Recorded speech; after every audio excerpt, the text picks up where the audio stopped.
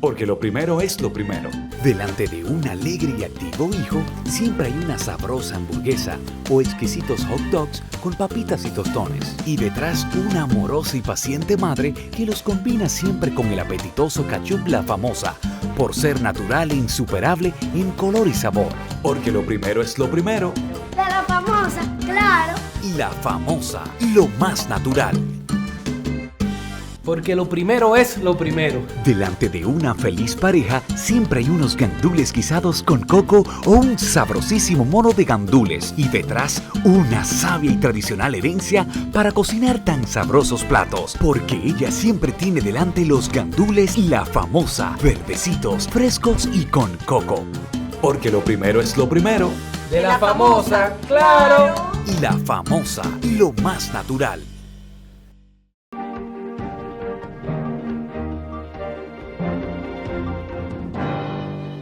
Señores, muy buenas tardes. Esta es su plataforma Conversando con Rafael Linares. Una entrega más con cada uno de ustedes, dominicanos, extranjeros y todas las personas que siguen este programa. Hoy me acompaña un aliado, un gran amigo, Tito Carvajal. Buenas tardes, mi querido hermano. ¿Cómo está usted? ¿Cómo se siente? Viendo todos estos acontecimientos que están ocurriendo, quise como cada lunes o cada semana, cada vez que tú puedes, traerte por aquí a los fines de analizar los principales temas de interés nacional y por qué no de interés internacional. Vemos a Diosdado Cabello que le ha respondido al presidente de la República y a la República Dominicana, como se dice. Y uno se pregunta, ¿dónde está la capacidad de respuesta del gobierno? Porque el gobierno, sin lugar a dudas, que creo que la perdió, la capacidad de respuesta. Yo creo, Tito, que mientras más se bate el tema de Venezuela, más tela hay por dónde cortar. Un tipo, ministro de Interior de Venezuela, acusado de narcotráfico por Estados Unidos. Hoy le dice al presidente de la República, mírate en el espejo de Juan Orlando Hernández. Es decir, le está diciendo a Luis Abinader, mírate en el ejemplo que Juan Orlando Hernández le dio de todo, lo llevaron a la Cámara, a la Casa Blanca y lo acusaron de narcotráfico. Es decir, que al presidente de la República en cualquier momento lo pueden acusar de narcotráfico cuando no le sea útil al poder, según Diosdado Cabello. Pero lo que me resulta extraño es que sea una persona acusada ya por narcotráfico y con amplia investigación por parte de la DEA y del FBI, quien le haga esa amenaza al presidente dominicano. Sí, eso está como misterioso, eso está como esa acusación. Bueno, tenemos un punto de partida en el análisis histórico, porque fíjate que la política latinoamericana, por el espíritu díscolo, vitriólico, indisciplinado que tenemos, tiene muchos altibajos. A veces aquí quieren tomar como un dogma de fe lo que son las ideas y los conceptos que se ponen en boga en muchas organizaciones de la sociedad civil de Estados Unidos y del mismo gobierno americano, cuando posteriormente vienen y replantean posteriormente otras ideas y otros conceptos de desarrollo humano mucho antes de haber transcurrido una década. Por eso era que Víctor Medina Benet, ese famoso puertorriqueño que escribió uno de los libros más apasionados de la historia contemporánea nacional como el responsable del fracaso de la Tercera República, decía que nosotros estamos en una permanente circularidad. Por eso que es parte de su desarrollo mental. Porque cada gobierno que viene con una política nueva, viene con una implementación nueva, trata de abordar todo lo que hizo el anterior. Y eso de la muerte de Trujillo para acá, ninguno lo han hecho diferente. Por eso es, como reitero una vez más, frente al país, y pareceré reiterativo, pero es la historia y es la realidad social, histórica y política dominicana, que de la muerte de Trujillo para acá, ninguno lo han hecho diferente. Y por eso es que el fantasma de Trujillo anda rodándonos, anda persiguiendo a los dominicanos, porque cuando hacemos un análisis comparado de las políticas públicas que se implementaron en la era y la que vemos lo que hay en la apertura de la democracia, usted dirá, bueno, eso es un sofisma, eso es un aspecto temático de una conversación entre dos personas que tienen disquisiciones sobre el desarrollo social y político de una sociedad, no. Es que son realidades concretas y específicas. Y en Venezuela, obviamente, ha habido un problema de deterioro total del sentido de cómo uno de los países más ricos biológicamente del mundo, por unas políticas públicas que ya el mismo Carlos Andrés lo había previsto, se convierte potencialmente en uno de los países más pobres del mundo y que más segregación tiene, más migración tiene fuera de su país, lo que te indica que en la conducción de la cosa pública en Venezuela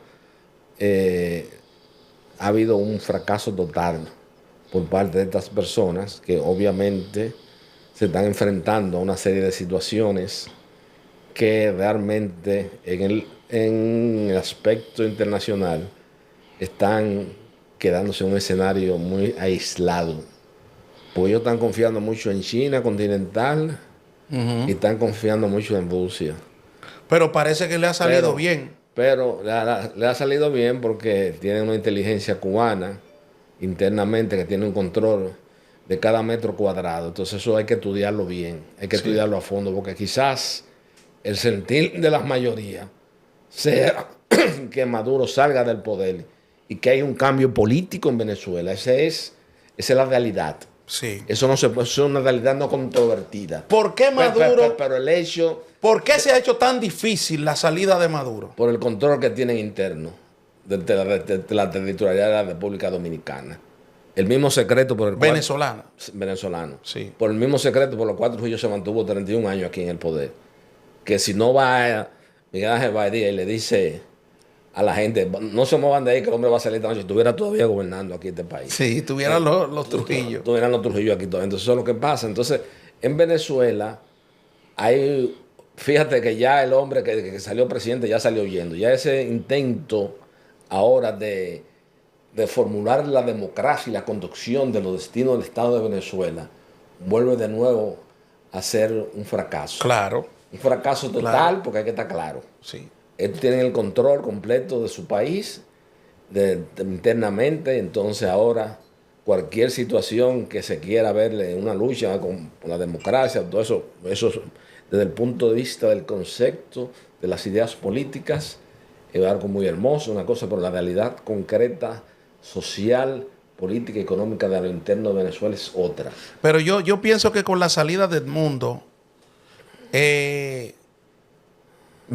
primero, con el pasar de los días, lo que teníamos era una oxigenación a Maduro. Y segundo, que con la salida ya de Edmundo González a España, la consolidación de la dictadura ya se establece, porque si tú no tienes... Pero es que eso nunca tuvo en discusión, hasta en el momento más ácido de las conversaciones internacionales y las presiones, se vio la concreción que ellos tenían internamente. Sí. Es igual que La Habana, óyeme, después Fidel se muere Raúl Buenantá. O sea, esa estructura que se ha creado para, no la estructura de Johnny Aves García, que nada más se concentraba en darle galletas y trombar a la gente y quemarlo, y prenderle cigarrillo y que faltaba. Pero no, estamos hablando ya de tipos que sociológicamente y científicamente te estudian un determinado estamento social. Pero ¿y qué tan rico es Venezuela, por ejemplo? ¿Saben cómo manejan Venezuela? Venezuela es uno de los países más ricos biológicamente del mundo. Bueno, biológicamente. Pero las políticas públicas que se implementaron desde los gobiernos de Hugo Chávez Frías, eso fue en contra del sector privado. Y quien realmente en América Latina, porque aquí debemos el Estado ha resultado ineficiente y el verdadero productor de la riqueza, con sus vicios y debilidades, y aunque muchos han venido del origen del patrimonio del Estado dominicano, es el sector privado. Entonces ellos limitaron mucho el desarrollo del sector privado, impulsaron mucha estatización y eso obviamente llevó a la quiebra a la economía venezolana. Una de las economías más importantes de América Latina. Vámonos a los informes de la CEPAR de principios de los años 70 para que tuviera la gran riqueza que era Venezuela.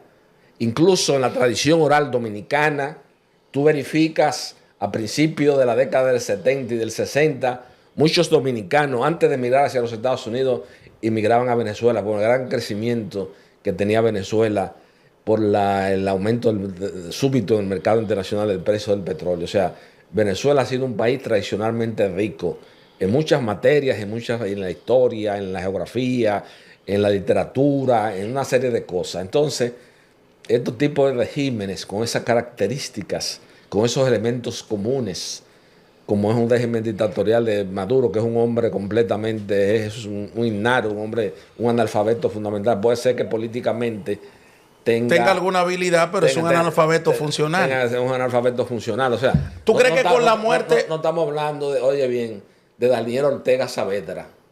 Sí. Que Daniel Ortega Saavedra, tú puedes estar de acuerdo, no, que en Nicaragua hay una dictadura. Pero Daniel Ortega Saavedra fue un luchador del frente sandinista completamente desde el inicio de su juventud. Y sufrió prisiones, sí, pero sufrió muchas cosas. Pero eso lo que se ha vuelto es una... Está bien, pero que ha terminado ahí. Pero lo que te quiero decir, que este es un político que tiene manejo de la situación. Sí. Porque que tiene uso de razón, está luchando políticamente contra la tiranía de los Somoza. Pero carajo, no sé qué es lo que era. Él era un manifestante importantísimo de uno de los sindicatos más importantes de Venezuela. Entonces, imagínate. Pero espérate. Él tenía una base social en aquel momento. Una base social, Base social, porque no importa de dónde venga el dirigente. Pero se disgrega. Y más de los sectores populares. Cuando hay crisis económica. Sí, pero ¿qué pasa? ¿Dónde Maduro viene a hacer el daño más grande a Venezuela? Bueno, cuando se unifica con todas estas políticas faranduleras de Chávez, todas estas conversaciones, todas estas cosas, eso que tú hablas de ese ataque permanente a la empresa privada venezolana, creó otra clase por encima de una clase ya establecida. Es decir, arrancaba para los barrios ricos venezolanos y arrancaba con un camión de pobres. Usted vive aquí, usted vive esto. Es una locura. Nacionalizar. Y entonces a los barrios que tenían valor no le dio valor. Y a los barrios que no tenían valor, un desastre.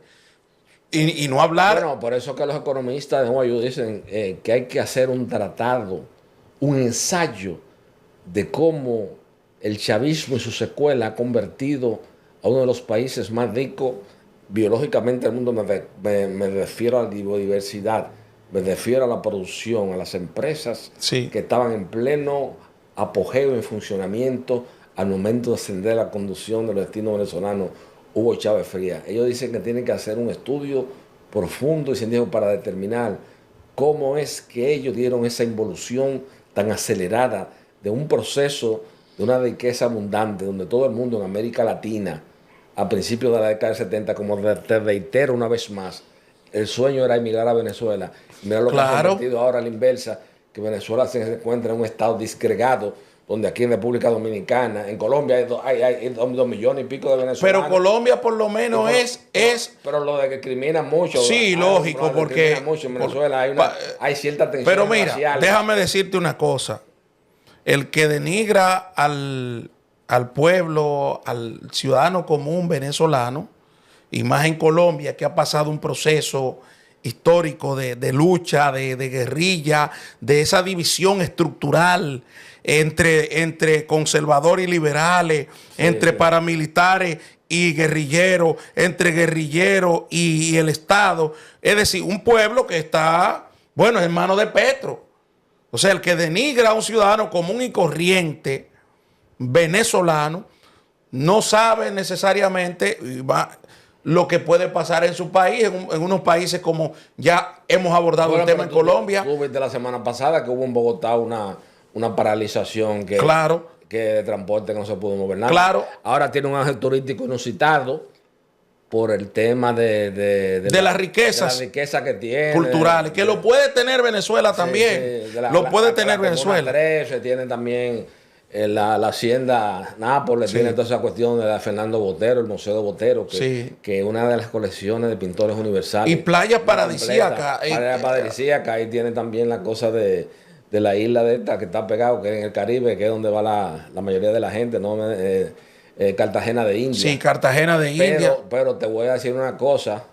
Venezuela, el hijo mío fue ahora con un grupo de la Universidad de Columbia y de NYU a un maratón que se hizo en Medellín. Y al hijo mío le llevaron, fue un grupo que a probar por su cuenta para percatarse fuera del guía turístico, para percatarse de lo que es la realidad social y económica y política real de Colombia. Y para no cansarte el cuento, al hijo mío no le quitaron los zapatos porque le quitaron el reloj, le quitaron el celular, le quitaron todo. Todo, el grupo completo. O sea, estoy hablando de estudiantes de dos universidades élite de Norteamérica y que están situadas en el estado de Nueva York, como es Columbia y New York University. O sea, eso acaba de pasar la semana pasada. Pero, entonces, cuando tú vas a ese turismo que hay aquí, que todo el mundo va con frecuencia, que hay un cierto auge, es con guía, que tú tienes que ir. Sí, claro. Pero hay una delincuencia social muy fuerte internamente en Colombia. Claro, pero es lo que pero por eso te digo, América Latina, denigrar al pueblo natural venezolano, un pueblo histórico, un pueblo luchador y un pueblo inteligente. Pero eso no es un problema. En un sentido de ciudadanos inteligentes. Ahora, eso era un problema de Petro. Petro cuando llegó encontró ya esa discriminación, porque ellos estaban ahí ya cuando Petro llegó. Sí, pero que históricamente. No, Venezuela está por encima de Andrés Bello. Sí. Es de la luz, que el pez que ocupa en el agua. Sí. Ojo, pero acá, pero Venezuela tiene Miguel Otero Silva, de las casas muertas. Pero Venezuela tiene un inventario de intelectuales y de pintores. Pero ¿y por qué entonces Venezuela cae en Diosdado Cabello y cae en Maduro? Por la pendejada de la estructura que creó esa dictadura, que ha tenido un apoyo muy determinante, que es lo que la gente no entiende, porque hay que entender las dos cosas. Fíjate Cuba cómo se está cayendo a pedazos. Sí. Pero fíjate cómo en Cuba tú vas, sales del Hotel Nacional, sales a la 23 del Vedado caminando, tú no encuentras una sola protesta. Porque es un control completo sobre metro a metro la territorialidad de la ciudad, del casco urbano de la ciudad de La Habana. No, y de toda la ciudad, de todo el país. Toda la inteligencia cubana, que es una inteligencia que hay que reconocérselo, porque Fidel Castro duró 5 décadas donde los americanos hicieron de tratar y mucha gente de hacer varios intentos de asesinato, de eliminarlo físicamente, y no se pudo porque creó una inteligencia tan depurada, o yo me atrevería a decir hasta superior al Mossad de los israelitas. Entonces ese grupo es que está dándole soporte a Maduro. Se está dando soporte a Maduro. No son ni siquiera los venezolanos que están manejando la situación de seguridad interna de Venezuela. Es con asesores cubanos que saben cómo se maneja el coco aquí, porque en plena Guerra Fría, esa fue la mejor escuela que tuvieron en la década del 60 y mientras del 70. Muchos estaban bebiendo romo ¿entiendes lo que quiero decir? Y en marihuana y en cocaína, entretenidos, ellos estaban en Estados Unidos, que le venía a cambiar, y muchos países de América Latina. No, pero espérate un momento, porque o sea, Estados Unidos no ha querido cambiar nada. Estados Unidos lo que ha hecho es pedir que se respete la voluntad popular. Que se respete la voluntad, porque no es necesario. Lógicamente, ¿quién no va a apoyar la posición de Estados Unidos frente a esto? Pero Tito, vamos a cambiar radicalmente así. Pero antes de cambiar radicalmente el tema, quiero hacerte algunas acotaciones que son fundamentales. Lo primero que tenemos que estar claro que es una dictadura. Tenemos que estar claros. De eso yo estoy claro. Que ya ellos perdieron el apoyo total del pueblo. El pueblo ya que necesita un cambio. Y ahí tiene que estudiarse eso y analizarse bien cómo se va a salir de eso en términos en el espacio y en el tiempo, para que no venga a valerse otra vez que tengan que Juan Bosch reescribir Bolívar y las guerras sociales. Ahí hay que salir obligatoriamente, ya eso llenó su espacio y su tiempo. Claro, la duración, porque como decía ese poeta postumista Andrés Avelino García y Solano, por eso que tú ves que mucha gente aquí se pusieron a hablar muchísimo disparate de Luis Abinader, y ahora están como los grandes defensores porque le dieron un carguito. Porque de que le meten cuarto, de una vez cambian de idea. No. Yo estoy hablando de cosas, de ideas puntuales.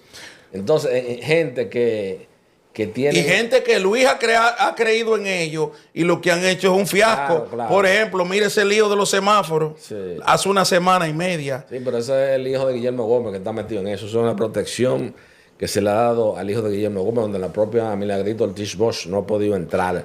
Y eso demuestra y viene a solidificar la idea, la tesis o el concepto que yo he planteado ante el país, que el Ministerio Público en República Dominicana, y sobre todo de que un Ministerio Público independiente es una ficción jurídica, porque el Ministerio Público que tenemos actualmente ni siquiera ha sabido documentar desde el punto de vista de los aspectos procesales del nuevo Código Procesal Penal, el aspecto de las pruebas que sustenten las acusaciones de los ilícitos penales.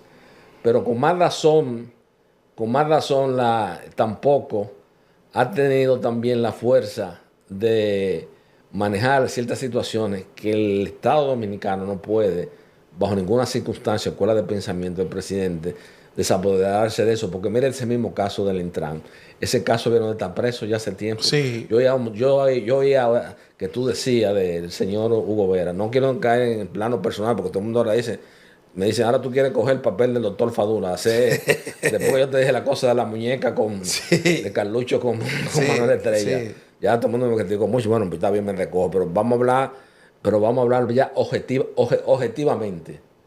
Tú me encantas lo que te quiero decir, porque eso es un fraude que quedó demostrado frente al país. Pero que Entonces, todo el mundo, incluso hasta María Cela y ese muchacho, no le pasó nada. ¿Por qué? Porque está el hijo de Guillermito Gómez, que es una de las personas más, en la apertura y la democracia, es un hombre que te puedo yo decir, en síntesis, que representa la alta delincuencia social en el periodismo dominicano. ¿Pero cómo así? Claro, porque es un señor, primero cuando el gobierno de Jorge Blanco se enquistó en el Palacio Nacional, hizo que Jorge Blanco no dejara volar en helicóptero al doctor Balaguer en la campaña de 1986. Sí. Y lo cual airó mucho al doctor Balaguer, porque caminar en una camioneta o en un jeep al doctor Balaguer le producía un gran mareo.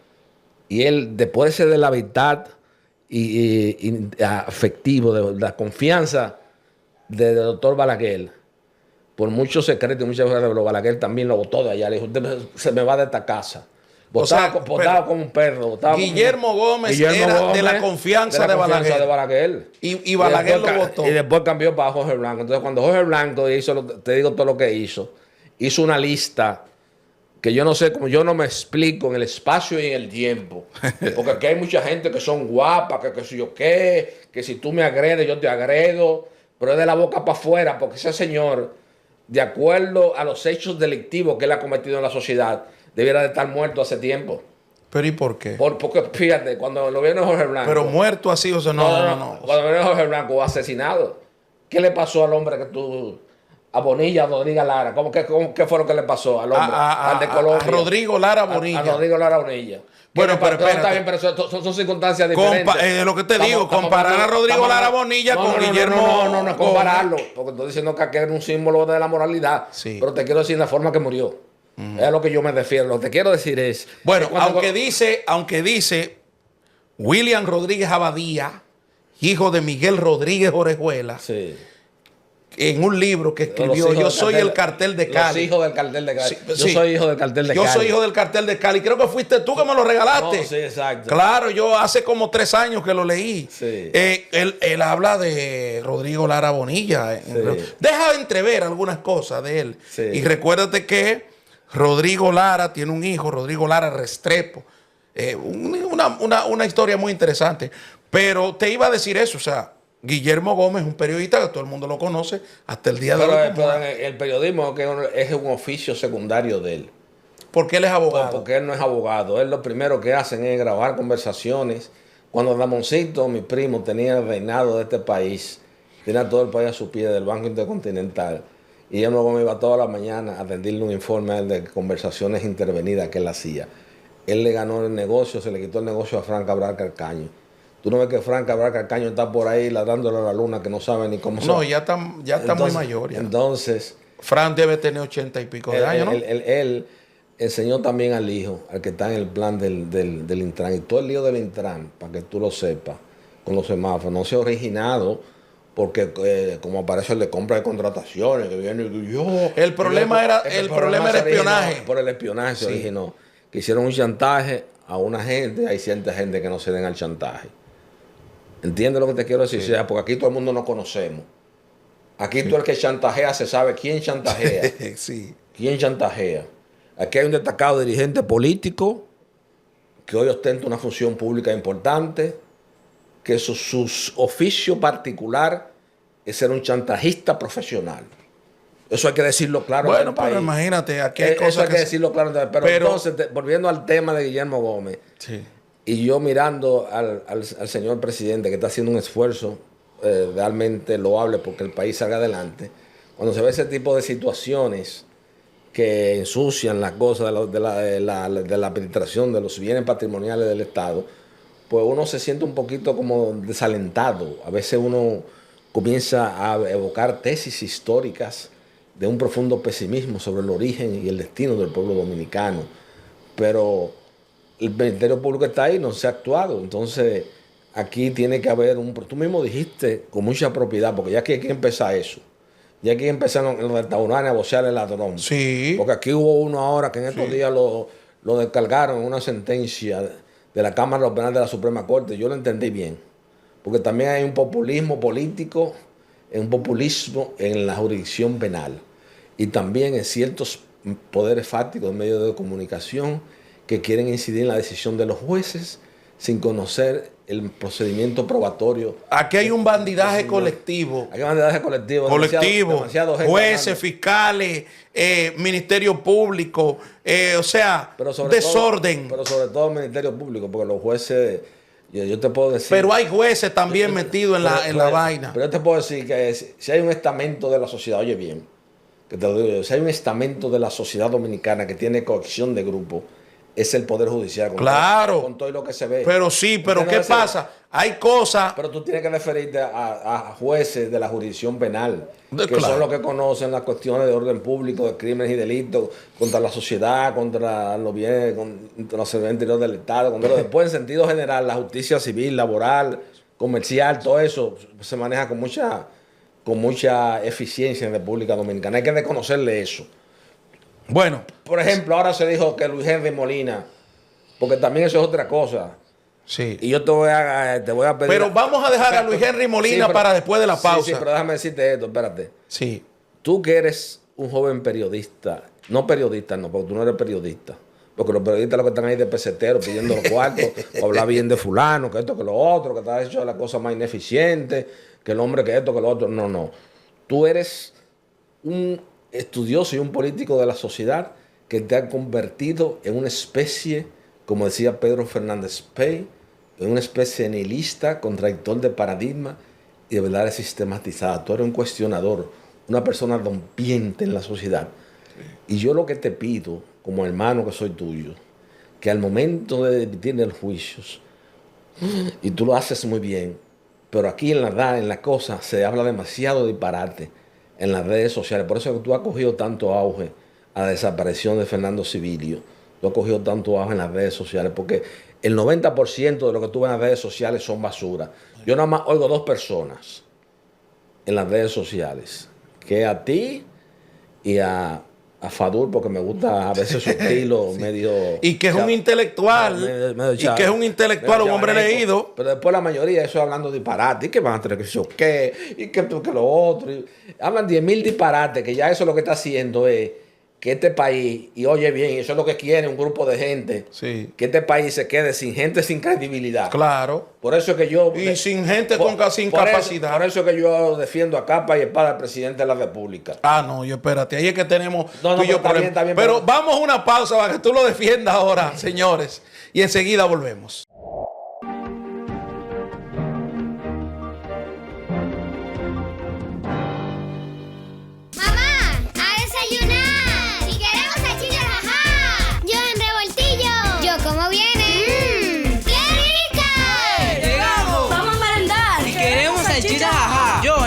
Yo prefiero más picar. Exquisitas. Hora de comer ya. ¡Ey! ¡Queremos salchichas, ajá! Yo en un locrio. Yo con salsa y mucho pan.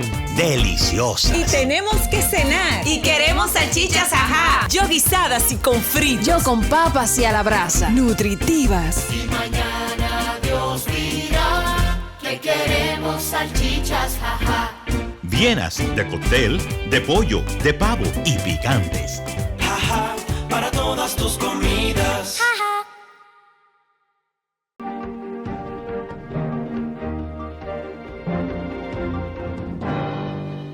Seguimos en su programa conversando con Rafael Linares. Tito, tú dices que al único hombre que tú defiendes en este país es al presidente de la República. Como este es un programa abierto. Sí, pero vamos a aclarar. Sí. Porque aquí hay uno que él acaba de nombrar, que era opositor a Danilo Medina y al PLD y cobraba 500 mil pesos mensual de anuncio.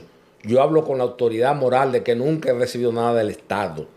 Nunca he recibido ningún favor, ni una obra, ni nada. O sea, que yo puedo... Yo siempre he dicho algo. Y la calidad moral para yo hacer un enfoque que sea necesario. Entonces, yo lo que te quiero decir, que dentro de ese grupo porque te voy a decir una cosa, tampoco no son los niños cantores de Viena que acompañan al presidente de la República. Hay un grupo de gatos.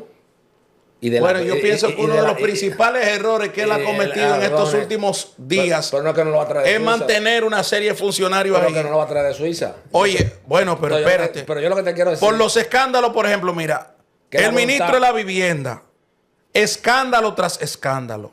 Ese mismo caso de Hugo Vera que tú dijiste, lo quitó, pero ¿a quién pone en el Intran? A Morrison, que el primero que le entra es Celso Marrancini. Sí, pero ese es el que menos autoridad, ese es el que menos autoridad moral tiene para hablar. Bueno, pero él lo nombró. Lo nombró, bueno. Pero lo nombró y lo pusieron en una cosa, haciendo el papel de... ¿Tú has visto el papel de jugador y ampalla, de árbitro y ampalla? Bueno, él es generador. Él es generador. Y ahora está como... Esas son de las secuelas que dejó la alta conducción del gobierno de Leonel Fernández, que es mi amigo. Bueno, pero que... Porque él y Elenita Villella no tienen que tener plantas eléctricas. Sí, pero porque por ejemplo... Aquí, perdóname la palabra, la mayoría de los del PLD, perdóname la palabra, no le dieron la nalga a ningún rico de aquí, ni Danilo ni Leonel, porque no se la pidieron. Pero por lo menos, al ser temperamental, que es mi tesis, porque es un hombre temperamental, tú no sabes con qué te va a salir. Entonces ellos le tienen miedo a eso.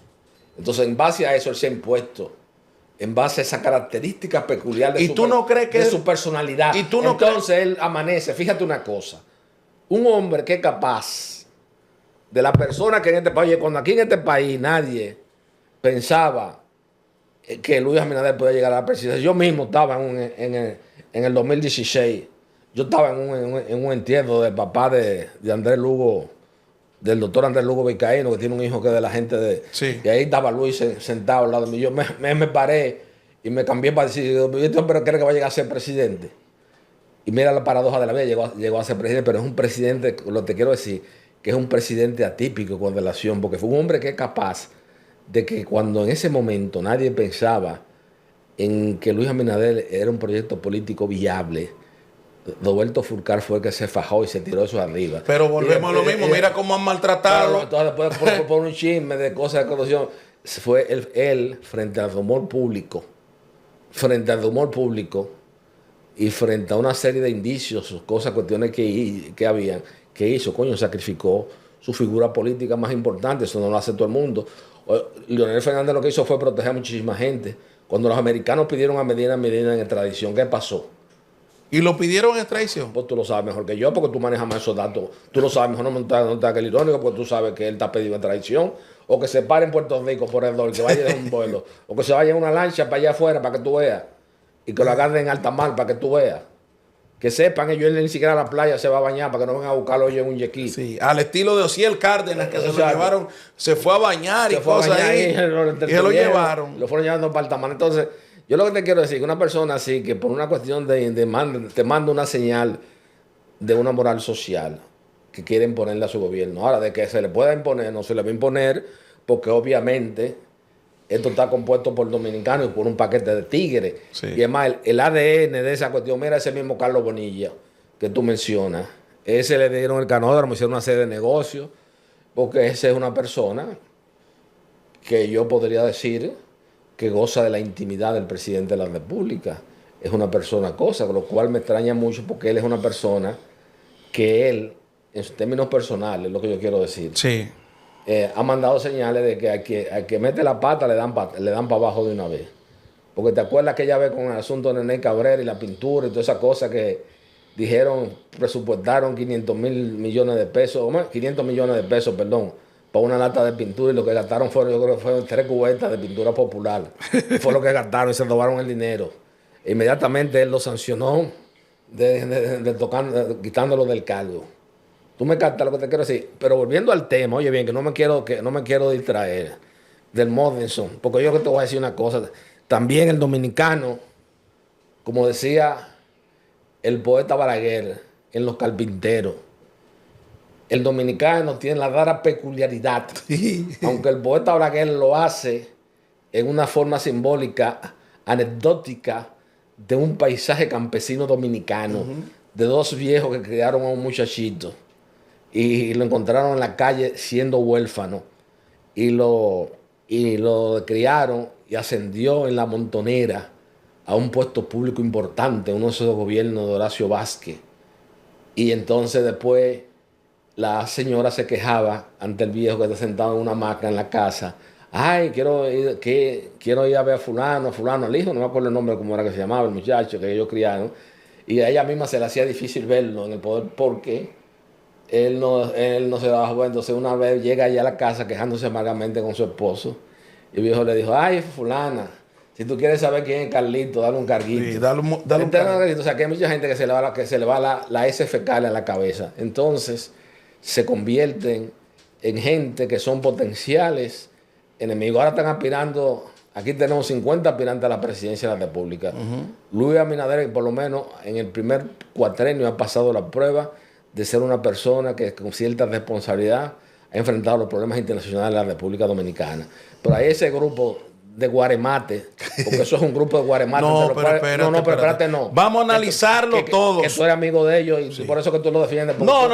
Mira lo que pasa, Tito. Porque cómo tú vas a tener que un país como este va a ser dirigido discúlpame, por San Lobatón. Pero mira, vámonos desde PLD hasta el PRM. En el PLD solamente tenemos a Francisco Javier García, que hoy ha manifestado que está aspirando a la presidencia de la República. Para mí, un buen candidato, una figura que ha sido histórica del PLD, puede sacar la cara por el PLD independientemente de... un gran ladrón también. Sí, pero está bien, esa es tu posición. Yo no la comparto. En el mercado búscate en el mercado de combustible. Sí, pero yo no la comparto. Pero bueno, mira, también es un estratega. Pero mira, un estratega político.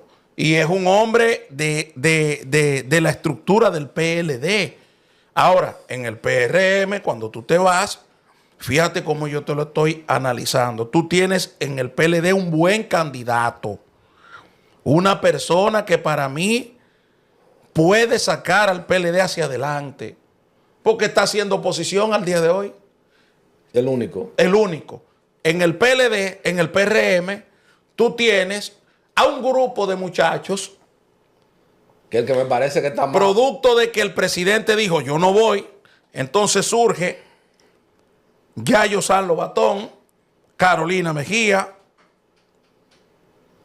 David Collado, que es la figura a vencer dentro de todos y por todos. Yo viene en cuenta porque él es el que tiene la mayor puntuación. Entonces, Wellington Arnaud. Wellington Arnaud es el que tiene el mejor equipo. Porque ese tiene 25 diputados. Pero yo dije aquí. Wellington Arnaud y Wellington Arnaud y David Collado son la gente a tomar en cuenta. Pero ahí es que se va a definir la candidatura. Yo dije aquí. Después los demás son unos guaremates. Pero yo dije aquí que conociendo estructuras políticas dentro del PRD y ahora en el PRM, ahí hay que tener cuidado con todos esos candidatos a presidentes. Porque la mayoría aprendió a trabajar política. Porque aquí hay gente que dice, yo quiero aspirar a presidente, yo quiero aspirar a vicepresidente, sin ninguna estructura política, ve lo que me salga mi bon. Pero en el PRM tú tienes a todo el mundo con una estructura afinada. Sí, pero... Fíjate cómo te analicé el caso del PLD. Ahora, en el caso del PRM, tú tienes a David Collado con una gran estructura política dentro del partido, y fuera de la sociedad. Y fuera del partido, y fuera del PRM. Y Wellington Arnaud también. Espérate. Tiene a Wellington Arnaud, que yo fui el primero que dije aquí. Wellington viene de una estructura en el proyecto de Hipólito Mejía en el 2010, 11 y 12, la avanzada política. Claro. Pero Yayo San Lobatón viene de una estructura, siempre ha trabajado estructura en el Distrito Nacional, en el Gran Santo Domingo, en el distrito fundamentalmente, pero Yayo siempre ha trabajado estructura. Tony Peña Guava. Y parte de Batón. Pero es bien. Bien. Ese no está preparado para ser regidor. Pero excelente. Fíjate que yo te estoy haciendo un análisis político. Pero yo te estoy haciendo un análisis. Tony Peñaguaba. Tú no criticaste a Hugo Vera porque brincó y dejó claro, y Miguel se enamoró de él. Pero yo te estoy. Pues yo te brinco los traidores. Sí, pero yo te estoy diciendo, Tito, mi querido hermano, tú eres abogado, un carpintero del derecho, podría yo decir. Un obrero del derecho. Un obrero del derecho, carpintero. Un echadía. Entonces. Un echadía, porque yo. Tú tienes que manejar todos los procedimientos uno por uno, claro. Porque tú eres un obrero. Igual que yo, que tengo una oficina aquí que si no la abro no como, exacto. Porque es así. No. Si yo no abro esa oficina no como. Eso mismo pasa en la política. Eso mismo pasa en la política. Carolina Mejía tiene el respaldo de Hipólito Mejía. Es presidente de la República, un hombre que sabe de manejo de estructura. Ella es secretaria general del partido. Y tiene estructura. Y tiene estructura. Es decir, ahí no es un Morrison que salió a aspirar. O en el PLD, por ejemplo, en el PLD, figuras que salen a aspirar, o en la Fuerza del Pueblo, figuras que salen a aspirar y que para hacer carrera. No. Es que ahí tú vas a tener que contarle los votos a cada quien. Porque cada quien tiene un pedacito del pastel. Este tiene un 5, este tiene... Ahora mismo las tres candidaturas más importantes del PRM. Una, David Collado. Está en primer lugar. Segundo, favorabilidad. Yayo San Lobatón. Yo no sé, o sea, de primero, segundo, tercero. Yo te estoy hablando de las más importantes, porque no tengo datos todavía para decirte, este está en primero, este está en segundo, este está en tercero. Yo no tengo datos de eso. Pero las tres candidaturas más importantes del PRM, David Collado, Carolina Mejía, Yayo San Lobatón, Yayo San Lobatón, Carolina Mejía y David Collado, Carolina Mejía, David Collado y Yayo San Lobatón. Ponlo como tú quieras. Yo te lo pongo de la siguiente manera. Sí. Yo te lo pongo de la siguiente. David Collado, Wellington Arnaud y Carolina Mejía. Esa es mi opinión. Es tu posición personal. Y tu opinión. Ahora, y te la respeto. Yo entiendo que este muchacho, indudablemente, hablando objetivamente, porque en política hay que ser objetivo, no se puede ser personalista ni emotivo. Sí. Hay que ser objetivo en el análisis para que el país pueda digerir las ideas y los conceptos que uno plantea. Ese muchacho sé que ha trabajado fuertemente en la política de hace muchos años. Tuvo primero un gran... ¿Cuál muchacho? El director de aduana, el amigo tuyo, San Lobatón, que particularmente no es una persona de mi agrado, pero es una persona que tengo entendido que ha hecho una labor también en la administración de aduana muy eficiente y con mucha transparencia.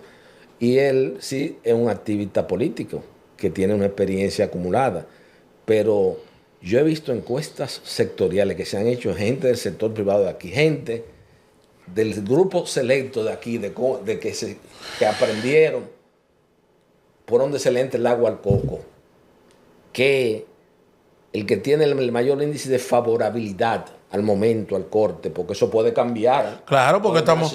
pero faltan 4 años. Eso puede cambiar. Faltan 4 años. Como decía Andrés Javier, por eso que te estoy diciendo que hay que mirar a Francisco Javier. Te hablo de Francisco Javier y a Leonel Fernández porque son los dos candidatos opositores que están... O sea, Leonel un poco rezagado ahora en estos días, pero tú tienes a Francisco Javier todos los días saliendo a la calle a darte una conferencia. Es decir, la oposición... Hermano Francisco Javier, todos los días te toca un tema. No, porque no entra. Te voy a decir una cosa. Yo puedo estar de acuerdo o no con él y gustarme no y decirte lo que yo quiera. Pero tengo que reconocer que un gran estratega ha sido en la apertura y la democracia, excluyendo esos gobiernos del poeta Balaguer que lo manejaba Fran Jorge y ese grupo de muchachos jóvenes, el retorno político de Balaguer en el 86. El estratega político más importante que hemos tenido en los últimos años es ese señor, Francisco Javier, que fue que incluso le hizo la campaña a Leonel Fernández en varias ocasiones. Claro, pero por eso es que te digo. Entonces no es que van en coche. Son gente que lo único que tienen es vocación de poder. Sí. Son gente que ha tenido vocación de poder. Eso es así. Y mira, la política yo no la llevo de muchacho, que qué sé yo, que mira. Cuando Trujillo llegó al poder aquí, llegó por vía una coyuntura. Trujillo nació el 24 de octubre del año 1891. Y en el 30, Trujillo tenía 39 años. Y ya era el hombre más rico. Y ya era el hombre más rico. de la República y era el Dominicana. hombre, y era presidente de la República. Trujillo con 39 años. 1891, 1909 y 1930, 39. Pero se fue Trujillo. Y Balaguer. Estábamos en el 60 ya. En el 60. Balaguer llegó prácticamente joven porque Balaguer nació en 1905. 1905, 6 por ahí. Balaguer llegó al poder ¿de cuánto? Como presidente interino, presidente de la República, que era. Balaguer llegó de 50 y pico de años. Sí. Con su primer gobierno, Claro. con Trujillo. Claro. Es decir, después de Balaguer, ¿quién llega? Llega Antonio Guzmán, que ya es una figura, era una figura más trabajada, más mayor. Tenemos que contar también los múltiples presidentes y los consejos de Estado. Y los Sí, sí. Que hubo de la noche del 30 de mayo al 24 de abril del año. Claro, 1900. pero esa no te la cuento. Fue muy inestable. Porque fue muy inestable. Bueno, terminó en manos de Rica. La debacle ya, o sea, La parte final. La parte final. Los residuos. Donald Reed Cabral, exactamente. Pariente de el que fue presidente del Senado en el 34, cuando promueve Mario Fermín Cabral, cuando promovió la Ciudad Trujillo y todo eso. El abuelo de Pei. Sí, por eso pero para volver al tema, no te trato este periodo de inestabilidad para hablarte de las edades y para hablarte de los proyectos políticos, que no es de que porque es muy joven, que no puede ser, que tú y que el otro, como tampoco. Es una vieja, esa no puede aspirar. Espérate, pero No, yo me llevo del maestro Euclides Gutiérrez Félix en su exposición que dice, señores, pero la Segunda Guerra Mundial aquí la ganaron los viejos, la ganó Churchill, ¿cuántos años tenía? Sí. La ganó Estados Unidos, Roosevelt y... Sí. O sea, vamos a hablar claro. O sea, aquí yo no me llevo de esos títulos de que tú eres joven, que tú eres... No. Si usted tiene estructura y si usted tiene un proyecto y lo echó para adelante... Estamos de acuerdo. ¿Sabes qué es un factor que va a ser determinante en la agenda electoral? En la misma recomposición de las fuerzas políticas. Porque, por ejemplo, fíjate un tema. Nosotros hemos cuestionado, yo he sido copartícipe de muchas de esas cuestionamiento al gobierno de don Danilo Medina Sánchez. Sí. Pero fíjate que una de las decisiones de Estado más trascendentes que se han tomado en los últimos años la tomó don Danilo Medina Sánchez, fue la construcción de la planta de Punta Catalina. Fíjate ahora mismo la debacle que hay en el sistema eléctrico. Y esa compañía está aportando casi cuántos kilovatios al sistema. Pero Espérate, y está dejando 250 pero no se defienden. Entonces, no se defienden. No salen a defenderse. Entonces, ¿qué pasa? Uno no ¿O sabe. tú crees que Balaguer regresó al poder en el 86? Fue de que espérate que en 4 años. No, Balaguer salió a la calle. Claro. Balaguer salió a la calle. ¿Y tú crees que Peña Gómez construyó ese partido? Que salió humillado en el 80. Pero, señor, en el 86-90, del 86-90, estaba preso ya un expresidente de la República. Oye bien. Sí. Un expresidente de la República. Huyendo la mayoría de su gabinete. Porque estaban huyendo la mayoría de su gabinete. Preso el secretario de la Fuerza Armada. El ministro administrativo de la presidencia. Pero ven acá, hermano. ¿Y tú crees? Y Peña Gómez se paró 4 años a hacer oposición. No llegó en el 90, pero ya en el 94 una noción de poder a los 8 años. Claro, quiero decir. Entonces, es lo mismo con Leonel en el 2004. Leonel sale del poder en el 2000. Lo querían meter preso, lo querían esto, querían aquello, querían el otro, todo eso. No, que lo iban a meter preso. Y lo iban a meter preso. Si no es por un amigo tuyo que va y lo levanta de la cama.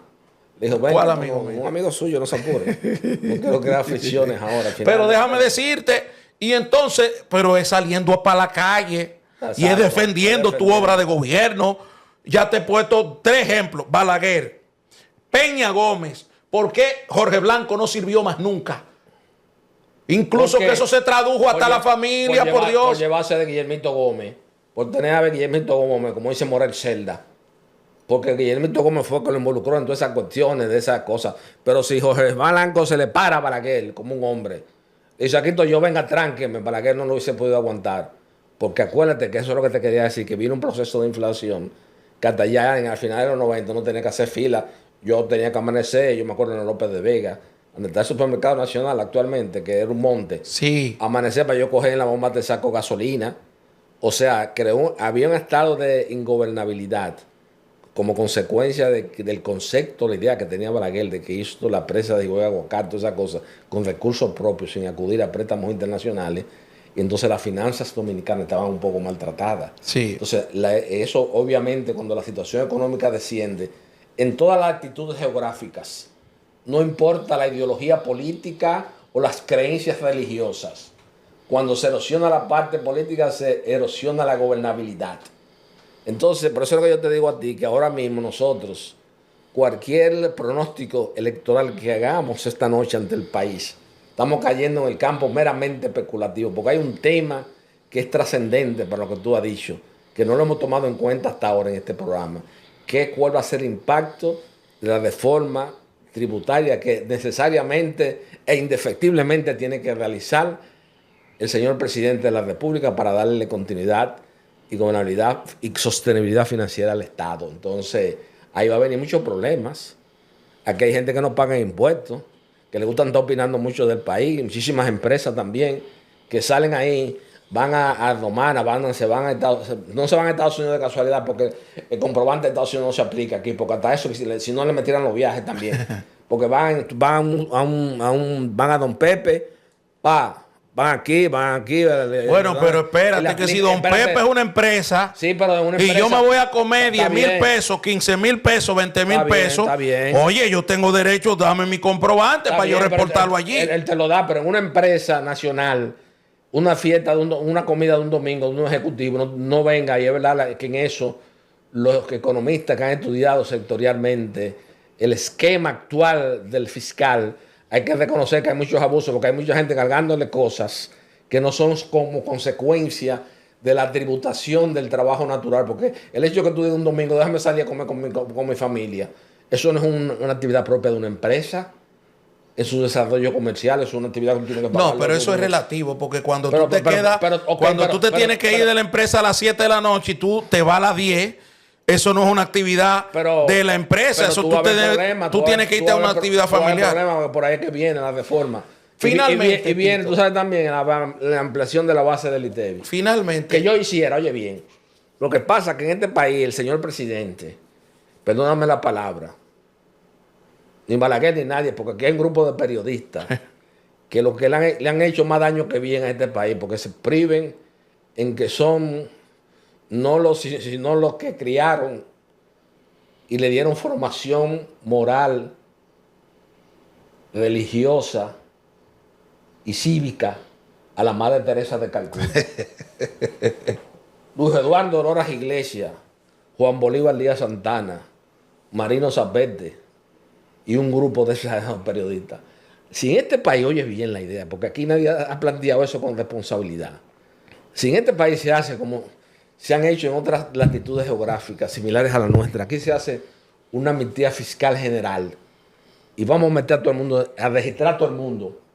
Porque tú sabes la gran cantidad que hay en la economía del trabajo informal que no tributa. Y eso lo hablaba Lupo, mi tesis de grado en la universidad fue esa, con Lupo Hernández Rueda. ¿Hace qué tiempo? Y Luis Giverse González, eso fue en el 88. Y en esa época, la OIT había identificado el trabajo atípico, el trabajo informal, como una parte, como un componente importante de la economía de América Latina. Entonces, ¿cómo tú haces? Viene este presidente, va a Mora, ¿Qué es lo que tiene a mano? Bueno, cobrar a los empresarios, porque los empresarios aquí en un 90% toditos son unos evasores, porque hemos visto algunos que tienen muchas exenciones Yo turísticas. pienso que tú estás No. un poco exagerado con esa cifra de los empresarios. Yo, que es distante a lo que tú decías al inicio del programa con Venezuela. Sí. Porque tú decías que en un país, en estos países latinoamericanos, la empresa privada es la que produce riqueza. Claro, pero aquí la que produce ahora, riqueza. yo no creo que el 90% de los empresarios evada el impuesto. Bueno, quizás era un No, poco. está un poco, como en todos los países, porque en Estados Unidos también. Bueno, ¿cuál es el problema fundamental de China ahora? Que no tiene Y el de Vietnam. la producción activa, y eso lo lleva a la producción activa para darle comida a los 1.350 millones de habitantes que tiene, y eso lo lleva a depender de muchísimas cosas, de muchísimas acciones fraudulentas. Lo mismo pasa en la India, lo mismo pasa en Vietnam. Es decir, es un fenómeno mundial y un fenómeno latinoamericano fundamentalmente. En estos países donde dame, como decía tu papá, dame 3 por la izquierda y pásame 2 por la derecha. Sí. O sea, en estos países latinoamericanos con esa cultura, Sí, pero lo que te quería decir. siempre tendrás un margen de empresarios, de gente que no se va a regularizar nunca y no va Sí, a pero fundamentar. yo te quería decir ya, a manera de conclusión, que si aquí se declarara una amnistía fiscal general y metieran todo el sector informal, ese atípico en la economía, en la tributación, yo te garantizo que las finanzas públicas serán súper saneadas en la República Dominicana. Lo que pasa que de que aquí hablan, que una vez van a hacer un homenaje a un militar de categoría, porque las Fuerzas Armadas hay que entenderla como instrumento y Sí. como organización de la defensa del Estado, independientemente de la ideología política, de la ideología religiosa que tú tengas. Aquí se le hizo un homenaje a Fernando Sánchez Tunti, que fue un hombre que organizó la Fuerza Aérea durante el periodo de vigencia política de Rafael Leonidas Molina. Y aquí un grupo de periodistas una vez se negaron, y Danilo Medina una vez suspendió el homenaje que se le tenía a ese militar. También a José Ernesto Curubrea, que fue historiador. Tú me estás captando lo que te quiero decir, porque hay un grupo que quiere mantener esta sociedad, como decir así, subyugada por el pensamiento ideológico de ellos, que son de esos izquierdistas resentidos que nunca han llegado a nada aquí y que hoy se han destacado porque lo han recogido otra gente, Corripe y otra gente para que hablen disparate en televisión. Pero ellos de por sí solos no tienen ningún mérito para haberse desarrollado en la sociedad y quieren imponerle eso a los presidentes. Tito, ¿Me entiendes lo que te quiero decir? te doy las gracias, mi querido hermano. A manera de conclusión, para que no se me quede ninguna idea en el aire, lo que te decía el tema de Guillermo Gómez, hizo una lista cuando vino Jorge Blanco de ese encoño que tenía Juan Balaguer con Jorge Blanco. Se debe a una decisión de Guillermo Gómez de que le mencionó a Jorge Blanco de que prohibiera a Balaguer usar helicóptero en la campaña del 86. Hizo una lista de altos oficiales de la Fuerza Armada para poner en retiro. Dije que de esos 3 iban 2 o 3 a matarlo, pero nunca lo mataron. Entonces, ha seguido haciendo del chantaje su oficio.